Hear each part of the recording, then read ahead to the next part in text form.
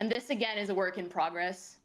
So yes, that's super early. Like it's end of pre-production build. We are just starting production, so it's really, really, really far from being done. But one thing we really wanted, and you touched about it, it's really wanted to make sure that we nail the ambience, and not only the look, the lightings, the VFX, the fog, but also nail that ambience. Give you the feeling that you're in the Ishimura, you're inside those dark corridors.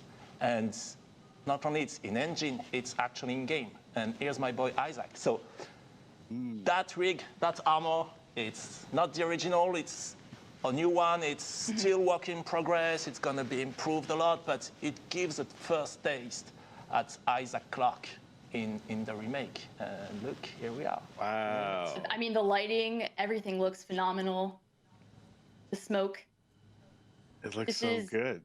very much what we should be expecting at this point from next generation graphics. It's really Dead Space, but like you never saw it, I think.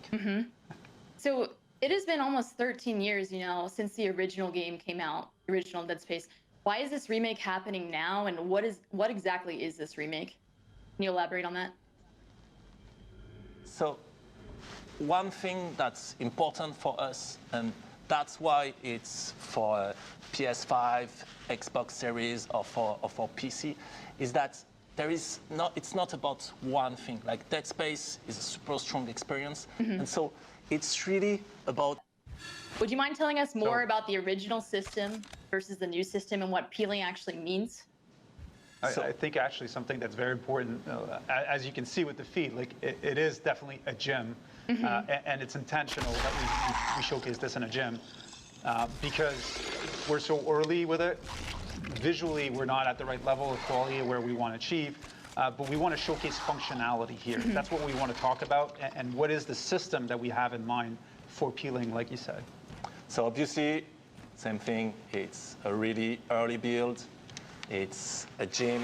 Everything that you see is work in progress. It's first implementation. A lot of VFX are missing. A lot of those modelizations are not final and missing a lot of things like flesh tearing, etc. But one thing that is important for us that I just showed, it's first, of course, dismemberment is back. And it's back with all the depth and fun you can have in that space. But one thing we wanted to, and those are the only things, those are the things you can say only on Dead Space. One of the thing we wanted to improve about that experience is when you're using a weapon that is not a carving weapon, like something, not like the plasma cutter. Plasma cutter is really fun to use. You can just shoot at anything, and really you have that instant feedback of the limb getting cut, etc. But when you had a different weapon, knowing how much damage you were dealing to the enemy, how was he reacting, etc., it was not necessarily as visceral and as clear as the original. And so that's the thing we're working on at the moment, and we call peeling. It's basically that body destruction technology that we're developing that is allowing us to really remove, so at the moment, the flesh out of the bones of the enemy, and to give you a good sense not only of gore and horror and ambience, but also of how much damage am I dealing to that opponent.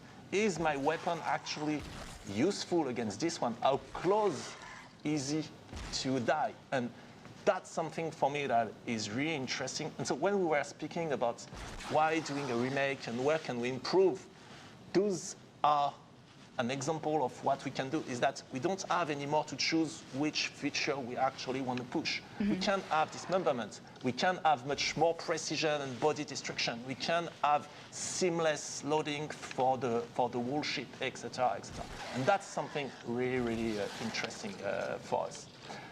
And another thing that is actually really interesting is that system. So again, for the moment, it's really early. For the moment, we're only showcasing it on the naked slasher, so you only see it with the flesh. But of course, later it's going to support like the claw, body armor, different layers, weak points, etc.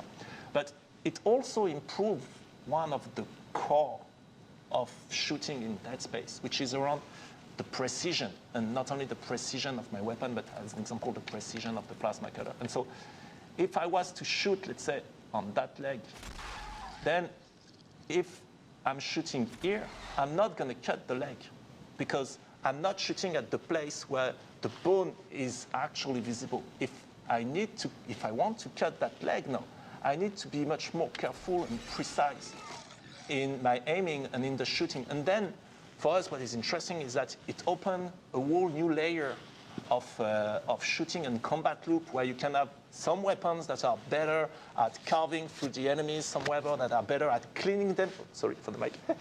Some weapons that are better at cleaning the enemy and removing the flesh and the tissue, etc.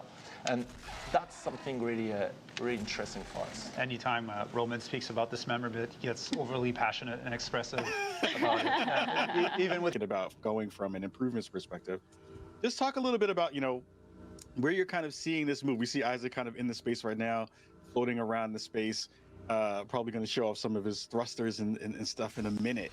I'd love to hear more about, kind of where you're thinking about in terms of improvements in this layer too. So for us, really, going back to the original Dead Space, it was something that we felt, so again, super early build, that we felt we could actually improve in terms of experience and immersion. It's the zero-G and how you would move around in zero-G. And that's something that was really good and improving the experience in Dead Space 2 and 3 that we felt was really missing in the original Dead Space. And so that's why we took that mechanic of flying around when you're in zero-G and with much more 360-degree freedom. And now you can play Dead Space and really feel you're in space during those moments. And so also that's a mechanic that we're starting to improve a bit on. Like, for example, now you can interact as you fly around. You can go into tighter corridors, those kind of things. But also, it allows us to revisit some of the old content and create new ways to navigate, new paths. Like here in the original, you would have gone back through that door, through where you came from. And here, it allows us to create new environments with eventually new challenges to surprise also the people that know the game and will be like, oh, wait, what's that? What's that? And now we're going to surprise you. So it's really delivering on the fantasy of being in space, making sure that we're able to use that and revisiting all the places in the game. In the original, where there was zero-G, which was the Superman jump back in Dead Space 1, and now applying full 360 motion and finding ways to provide a real challenge in those type of environment.